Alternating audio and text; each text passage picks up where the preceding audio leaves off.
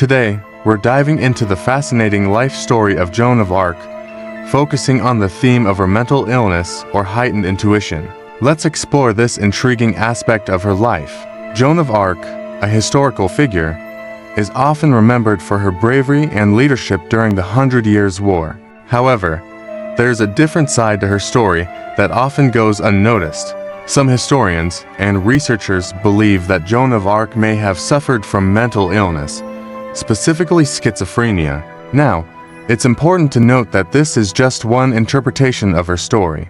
There are also those who argue that her visions and experiences were not symptoms of a mental illness, but rather a manifestation of her heightened intuition or spiritual connection. Joan of Arc's story is filled with fascinating details, from her childhood visions to her trials and tribulations as a leader. Whether you believe her experiences were a result of mental illness or heightened intuition, there's no denying that her story is a testament to the power of the human spirit. Today, as we explored this intriguing aspect of Joan of Arc's life story. But before we begin, give us a thumbs up, and don't forget to subscribe to help us grow our channel. The voices were never divine, it was Joan of Arc's shocking realization. Joan of Arc, the Maid of Orléans, remains one of the most enigmatic and polarizing figures in history. A young peasant girl from Domremy, she claimed to hear divine voices that guided her to lead the French army against the English during the 100 Years' War. Her astonishing military success, followed by her tragic capture and execution at just 19 years old, has cemented her as a saint, a symbol of faith, and a martyr for France.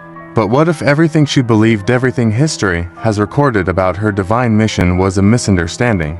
What if, on the eve of her execution, Joan admitted that the voices she had heard were not from God, but from her own mind? Was she a tragic victim of mental illness, a gifted strategist with heightened intuition, or someone whose powerful visions were influenced by external forces? This video explores the implications of such a revelation and what it means for our understanding of Joan's legacy. Joan of Arc's voices, was it a divine calling or something else? Joan first claimed to hear voices around the age of 13. She described them as coming from Saint Michael, Saint Catherine, and Saint Margaret, who instructed her to support Charles VII and drive the English out of France.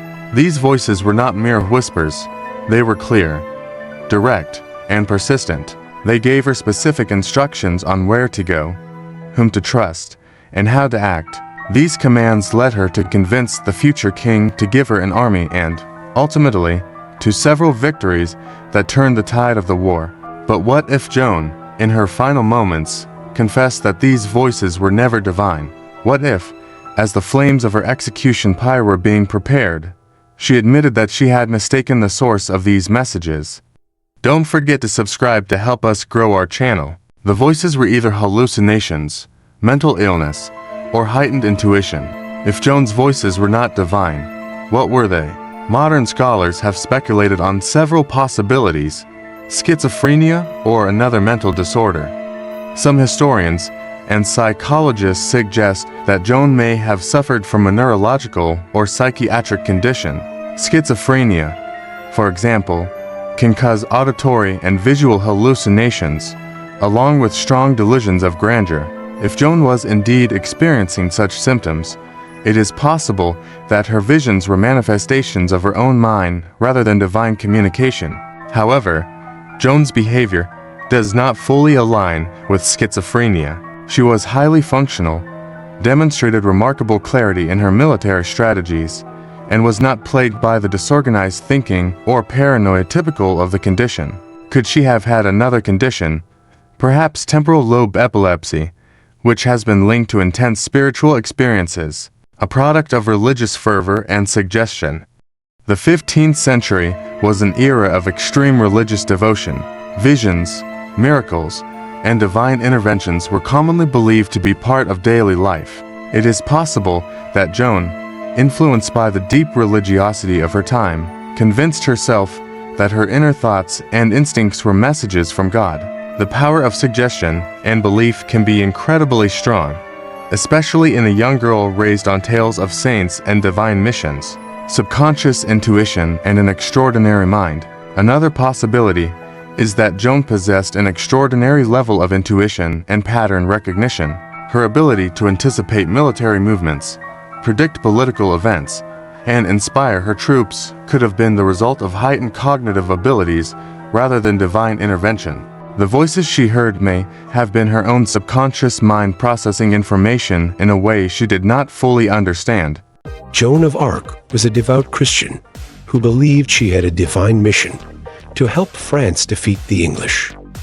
In her confessions, Joan of Arc shared her spiritual and religious experiences, which were later used as evidence in her trial. She described vivid visions and conversations with saints, angels, and God, which she believed guided her actions and decisions. Joan of Arc's confessions offer a unique insight into her personal beliefs and the role of religion in her life. They also provide a glimpse into the complex religious and political landscape of the time. What if she would have confessed? If Joan had truly confessed that her voices were never divine, the implications would be staggering. Would it change her legacy? Joan of Arc is celebrated as a saint, canonized by the Catholic Church in 1920. If she had admitted that her voices were not from God, how would this have affected her canonization? Would she still be venerated as a saint, or would she be seen as a tragic, misguided young woman? Her faith and unwavering belief in her mission are key to her sainthood. If that belief had wavered at the last moment, it might have altered how history perceives her. Would France have followed her? Joan's influence on the French army and Charles VII depended on the belief that she was chosen by God. If she had admitted that her voices were from her own mind, would France have continued to fight in her name? Or would her movement have collapsed, allowing England to gain the upper hand in the war? The psychological impact on her followers, many of those who followed Joan did so out of absolute belief in her divine mission. If she had confessed to deception or self-delusion, would they have felt betrayed? Or would they have still admired her courage and leadership? Don't forget to subscribe to help us grow our channel. The Last Moments, a reflection on faith and truth. Joan's trial was a deeply political one, driven by the English and their allies who sought to discredit her and Charles VII. Even under extreme pressure, she held on to her belief in her divine mission. However, as she faced execution, she reportedly wavered, asking for a cross to hold as she died. Some historians suggest that in her final moments, she may have doubted not God, but the way in which she had interpreted her experiences. Would Joan's confession, if it had happened, have been an admission of fraud or merely the realization of a deeper truth? Perhaps she did hear something, but what she heard was her own inner strength, a voice from within rather than from the heavens. Was Joan a saint, a victim, or a misunderstood genius? The possibility that Joan of Arc's voices were not divine, but rather a product of her own mind, raises compelling questions about faith, perception, and history. Whether she was truly chosen by God or driven by extraordinary intuition, Joan remains one of the most fascinating figures in history. Her story challenges us to examine the nature of belief, the power of conviction, and the fine line between divine inspiration and human brilliance. Would Joan's confession, if real, have changed how we see her? Or would it have simply added another layer to her already complex and remarkable story? Don't forget to subscribe to help us grow our channel. Thank you for joining us on this journey through history. If you enjoyed this video, please don't forget to like, share, and subscribe for more fascinating stories from the past. Until next time, keep exploring.